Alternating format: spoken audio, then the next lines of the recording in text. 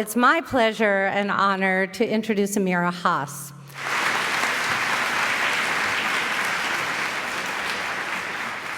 So I'll take you from Rousseau's room to a checkpoint, a lot of barbed wire.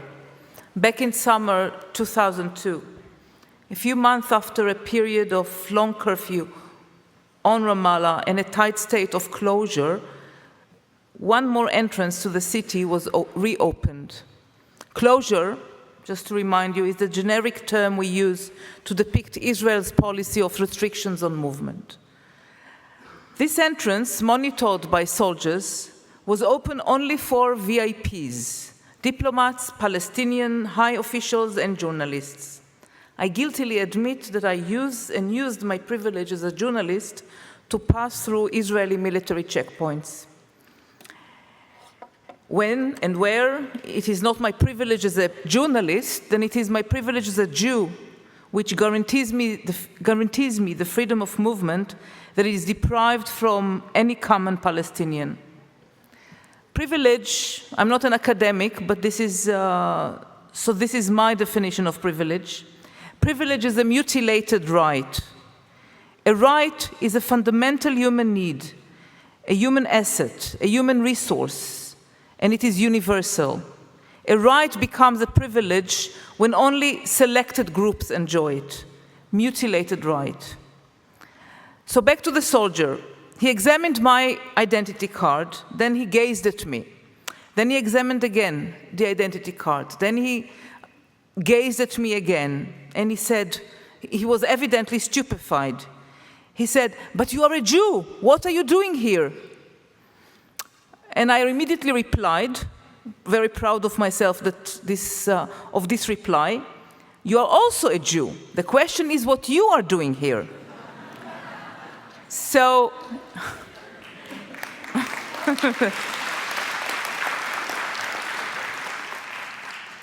so even more I was pleased when he said, "Believe me, I have no idea."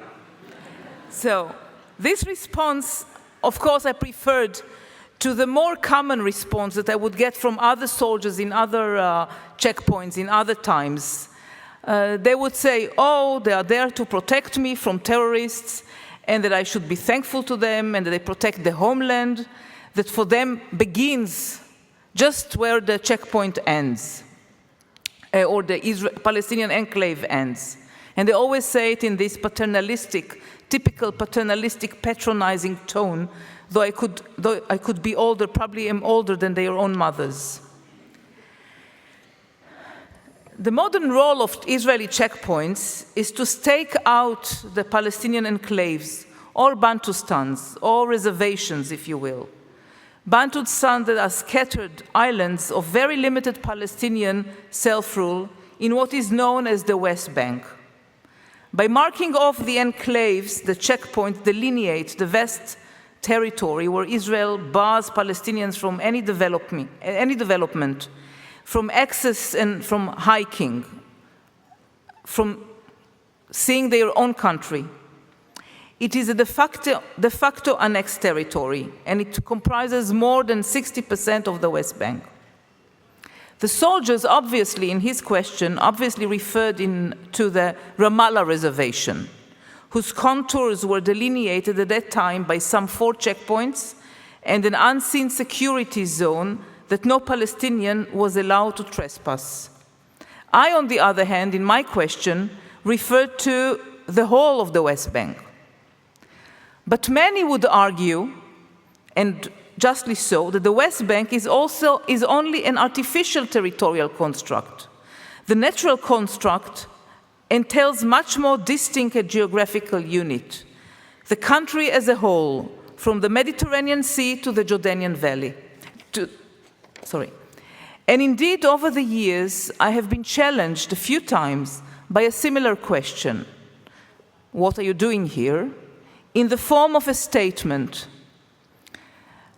I heard this question or this statement, I heard from Palestinians who come from left-wing circles. I allow myself to think that they were more daring and these people were more daring and not confined by rules of politeness as others. They refer to the natural geographical construct, from the sea to the river. And they left no room for doubt. If you were such a progressive Jew as you claim to be, they told me, if you really opposed the occupation, you would have left the country altogether. Isn't this what the White House senior correspondent, Helen Thomas, suggested as a solution to the Palestinian ordeal a few months ago? Only that she addressed all Jews who live in the country, not only leftists like myself. What she suggested was about undoing history. The candid leftists that spoke to me, and I appreciate candor even if it hurts, were certainly more practical than Thomas. They personalize politics. They deconstruct historical processes into the innumerable individual paths taken over time. Their suggestion implies that they consider every person, especially the privileged, as an able, conscious agent in his/her society, therefore a culprit. I knew that with these people, I could not suggest that there was also another historiography to the presence of Jews in the country.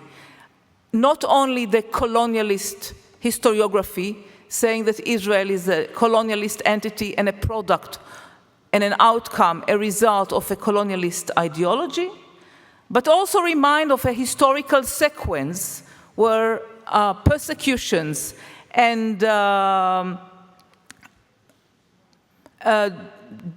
German Nazi industry of murder brought to the being of a state of Israel. I knew that these are not the people, these are not the kind of people that I could argue and offer more complex of a historiography. But still, I admit, their suggestion has a lot of logic to it. Emigration, emotionally motivated exile, has always been a personal solution and a political statement. Some of my best friends in Israel have chosen this path.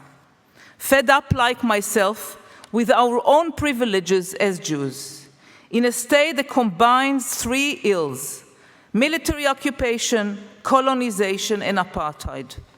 A state that does not shy at adorning itself as the only democracy in the Middle East. As a military regime, Israel has the authority and means to deprive families from seeing each other, to name but one practice of the many. I want to untheorize it. I want to deconceptualize it, de-academize it. It's as concrete as the rain outside.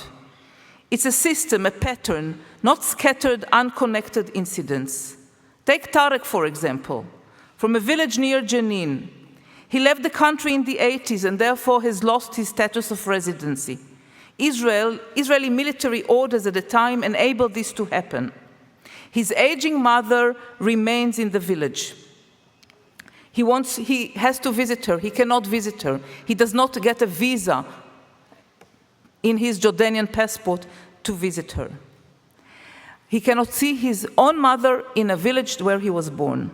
I know Gazan mothers, for example, Muhammad, Jihad, who are not allowed to see their daughters, sons, and grandchildren who live 70 kilometers away in the West Bank, in Ramallah. And believe it or not, there are aging women in Jerusalem that I've met recently, whose children and other relatives live in Ramallah or in Hebron. It's logistically difficult for these aging women to move, and it's impossible for their relatives to visit them, 12 or 20 kilometers away, which they are not allowed to travel without a permit, and the permit they do not get. The same rules applies to studies, trips, job opportunities. The permit regime that Israel established in 1991, in its power as a military occupier, has only become more and more complicated, sophisticated, restrictive, and detailed. For the privations no more severe and cruel than this, the West has been engaged for years in the struggle for Soviet Jewry's rights, some 30 years ago. As a colonizing power, Israel continues to settle its citizens in an occupied territory, beyond its internationally recognized borders. More than 500,000 settlers, and the appetite is only growing. And there is an overall apartheid system from the river to the sea. There are two peoples who live in the same territory, and one government which decides about their present and future. But only one people and a portion of the other people have the right to vote. One people enjoys full rights of citizenship and opportunities of individual and collective development, while the other people is subdivided into several groups with lesser rights or no rights and limited access to shrinking space. Two legal systems, separate infrastructures, full freedom of movement for one, freedom of immigration for one, movement restrictions, no rights of return to the other, opposing policies of planning and land distribution to the benefit of one people at the expense of the other. The list cannot be exhausted in one lecture. Whites, loathing their own privileges, left South Africa. Isn't it logical we left Israel? Perhaps I should take it as an opportunity and could use my contacts and move to the US. Maybe even get some small teaching jobs at some colleges.